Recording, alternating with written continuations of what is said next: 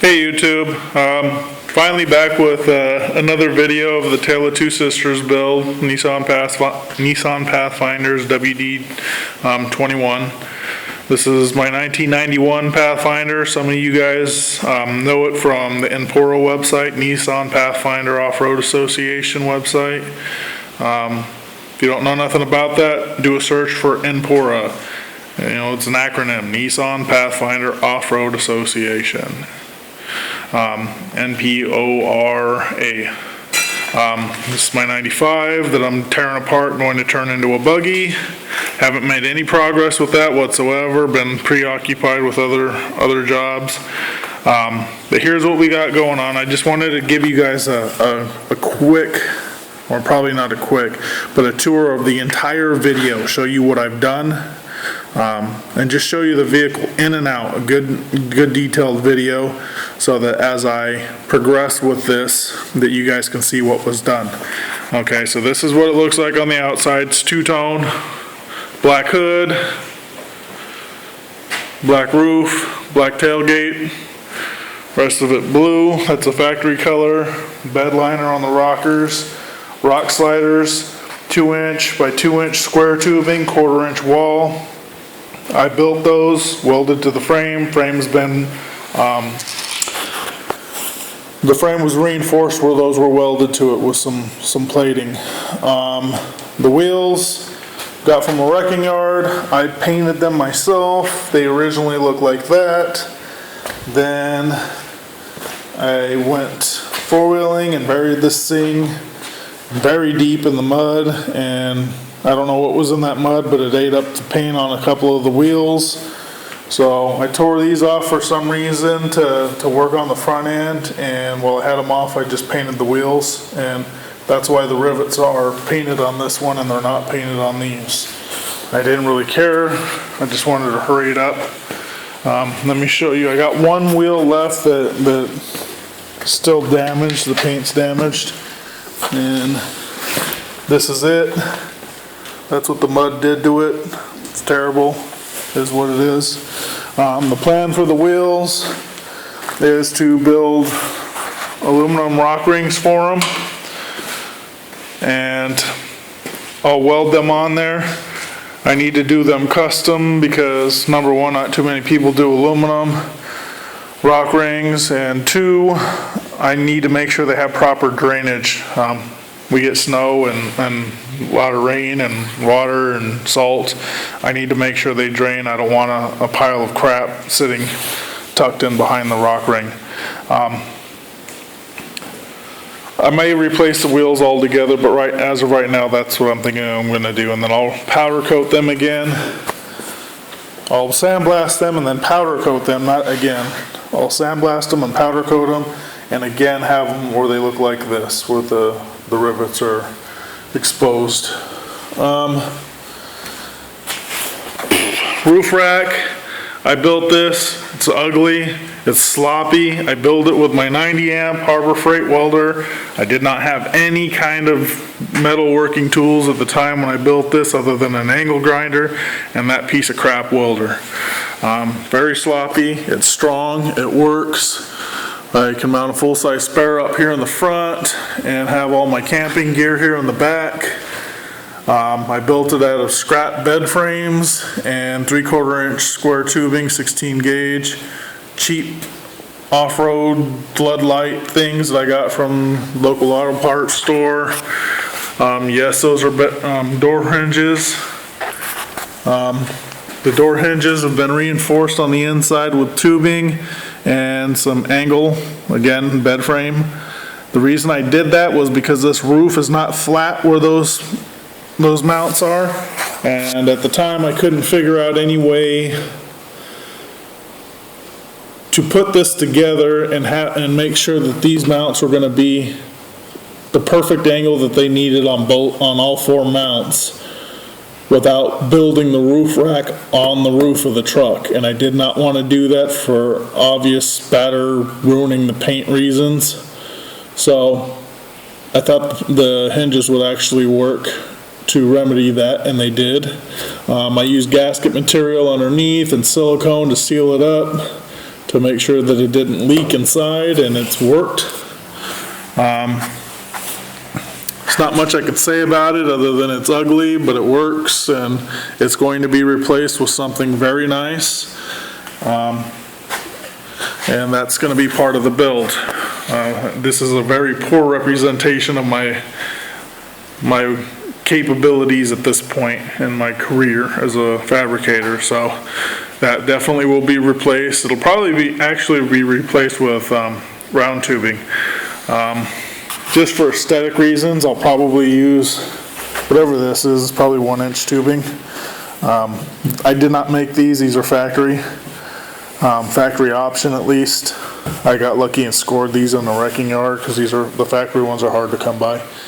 But I'll probably build the roof rack out of the same size of material. Oh, sorry, same size of material. Front bumper, completely my design. I built it. Had help with a buddy that had an actual good MIG welder and plasma cutter. Again, my design. I did a lot of the work myself. You know, he helped me, and thankful for that. But it's still my work. It's got a receiver in the center and vents to just provide a little bit more air for the radiator and the transcooler and all that stuff. Ouch. The pin to run in here, you reach in and grab it either from here or from the bottom. It's got a big handle on it, and you shove it in there. It's not the most convenient thing in the world, but I didn't want it sticking out of there. Wanted it to be flat and clean, and that's the way it ended up being. Not going to talk too much about the bumper. It's got bed liner on it, duplicolor bed armor with Kevlar. That's going to be all stripped off of there. I'm going to use Monster liner on this truck. All the bed liner that's on this truck, on the body, rock sliders, bumpers, it's all going to be removed. Like I said, I even have it in the inner fender wells to help protect from the salt and the rust. All of it's going to be removed. I'm going to put Monster liner on all of it. Coat a chassis saver on everything first to help prevent the rust, or to encapsulate what little surface rust might be developing, and then everything will be covered. All the chassis saver will be covered with Monster liner. 235,000 miles on this VG30. Still runs good. It definitely shows its age, but runs good. Pacesetter headers is the only, my exhaust work. I got pacesetter headers. Yes, I've heard the complaints. No, I haven't had any problems other than the crossover tube sucks. You're going to basically need an exhaust shop to help you with the installation because of the crossover tube. But for the price difference between that and Thordy's, it is what it is. They work for me. I'm probably going to have them removed and either replace them with ceramic coated headers, or I will have them ceramic coated. Depends on the rust situation once they're removed. Yellow top Optima battery. And as far as the exhaust is concerned, the headers, I'm still running the 2-inch pipe. Okay, the stock pipe on these things is 2-inch. I'm running this 2-inch pipe to a MagnaFlow catalytic converter, high flow catalytic converter. That's got a 2-inch in and out on that cat. It's designed for this truck. And then I have a Thrush 2-chamber welded muffler. I'll put the links for that stuff in the description. If I can find them on like Amazon or something, I'll put the links in there for those things. It's actually a really cheap setup. It sounds really good. It's very, very throaty. Doesn't sound like a rice rocket. It sounds like more like a V8 than one of those rice burning Hondas. Sounds good. The muffler is 2 1/4 inch in and out, so you have to step up the pipe and then step it back down. I cut my exhaust pipe here in the end You can't even see it. Normally the exhaust pipe hangs down really low here, and you could actually see it like this. I cut it right here. Okay. That's pretty much it as far as the exhaust. Didn't notice any significant power changes. Just sounds nicer. Sounds kind of cool. It is a little louder. Not a little loud. It's a lot louder than stock. But I don't know. Sound is up to you. You can look through my videos. There's a few videos of the thing running. I've got one where I'm on the gas hard where I'm trying to jump it, and you can hear it. Sounds really nice. And then I've got others where it's more of an idle speed, minimum throttle where I'm out four-wheeling, so take it for what it's worth. Front suspension, Skyjacker Nitro shocks, very, very cheap shocks. They're okay. Not overly impressed, not disappointed, they work. Upper control arms are AC upper control arms, tubed. They don't offer you anything other than a tubed upper control arm. Strength, but they don't give you any lift. They don't do anything special. If you do opt to crank down your torsion bars on the front suspension to give yourself some lift, they do not compensate for ball joint angles or none of that. Okay. I got them from a buddy, real cheap, so that's why I have them on there. Plus, I was having some front end issues. We won't get into that. I have an idler arm brace from AC as well on there. Outside of that, front suspension is completely stock. Oh, and mile marker hubs. Hubs work good. I four-wheel this thing pretty hard when I do it. Not like super hard, but I beat on this thing pretty good. As far as buying stuff from AC, that's 4x4parts.com. If you guys are interested in it, I would highly recommend that you go to other companies. So I would check out ruggedrocks.com first and foremost for anything that you need. If they don't have it, maybe talk to Steven over at Rugged Rocks and see if he can find you another option to get the parts you're looking for. He's a good guy. Before you turn to AC. AC's got a bad reputation as far as I'm concerned. So, put a short little antenna on here, a little floppy thing. Stock antenna is pretty tall. When you're out four-wheeling, because it's tall and a lot of leverage, it starts weakening this mount here. So that's why I put the little short antenna on there. Plus, I didn't have to get it hung up in trees. The seats, Scat Pro Car by Scat. Don't buy these things. They're complete shit. Build quality is horrible. They're very uncomfortable. Yes, they're cheap. Yes, you may think they're cool. They're not. Don't buy them. For the money, just go out and reupholster your factory seats with some nice upholstery. No, they're not going to have the big racing bolsters and shoulder support.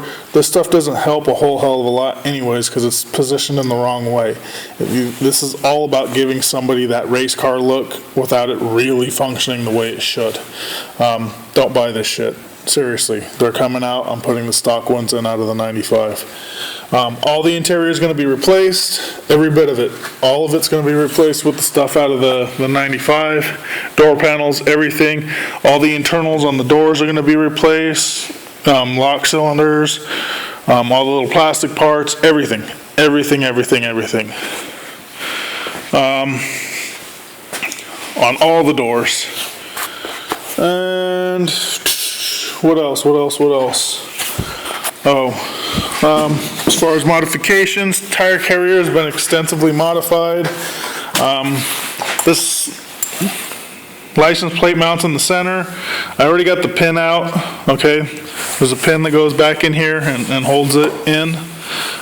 Just this LED light strip that I got from the local auto parts store. It's a little bit rusty right now. I know you can't see really where it mounts to. Basically, it's just another piece of tube that's welded to the center of where the tire mounts on the carrier, and this slides into that tube, and then you put the pin in, kind of like just mounting a receiver, you know, a hitch receiver. And this is just something I slapped together real quick to make it work. Works great. I love it. I have no complaints. I do need to do something about that rust before it gets worse. The electrical is just a waterproof 2-wire connector. Just pull the wire up right here, disconnect that connector, then I can take the whole license plate out of there, no problem. Just run through one of the holes in the wheels. Mounted the high lift on here, but the big part of it is I relocated where the spare mounts. This plate here used to be dead center in here. Moved it over one whole section, and actually a little bit more, because you can see here the tubes here. The plate overhangs this much. It's over about 11.5 inches from here to here, and raised up about 6.5 or 7.5 inches, I forget. From here to here, put a cross tube in here to support it. Put some gussets here to help support the flex back and forth. Very sloppy welds, awful. It's a shame to show you it. I did it with my 90 amp welder. Again, a lot of the work, the metal work that was done on this was done before I had good welding tools and a good MIG welder and any kind of metal working tools. All the interior will be replaced again. I did the overhead speaker conversion from out of the newer Pathfinders, and rear bumper, my design, kind of quickly threw it together before we moved out of Arizona. Wanted to put the hitch in it, raise the hitch up. The factory option hitch was hanging way too low, kept getting hung up on rocks, and that's a big problem. Why I relocated the spare is to get some of the weight closer to the hinge, and also to raise it up because I was dragging it on the ground when I was four-wheeling. Outside of that, my battery's dying on my camera, my phone.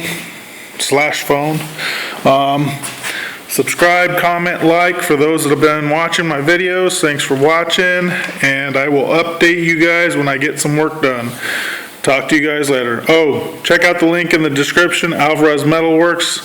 Again, pictures of this thing in action. Oh, rear suspension, real quick. 2-inch longer Skyjacker shocks. Jeep Grand Cherokee rear coils. The front coils out of a Jeep Grand Cherokee V8 model were put in the rear of my truck. You just cut off the pigtail off the top of it and mount them in there, and it'll give you a 2.5-inch lift, just like that. Go to your wrecking yard, get them. They'll probably be like somewhere around $20-30 a piece. Depends on your wrecking yard. Make sure you're getting the thickest coil, the actual wire that they use, the bar that they're using for the coil. Take a caliper out there and get the thickest one. I think it's like 0.5 something or 0.6 something. Check a bunch of them. If they've got any Jeep Grand Cherokees, they're probably going to have multiple ones. Make sure it has a V8, and make sure you're getting the thicker coil. That's that. Talk to you guys later.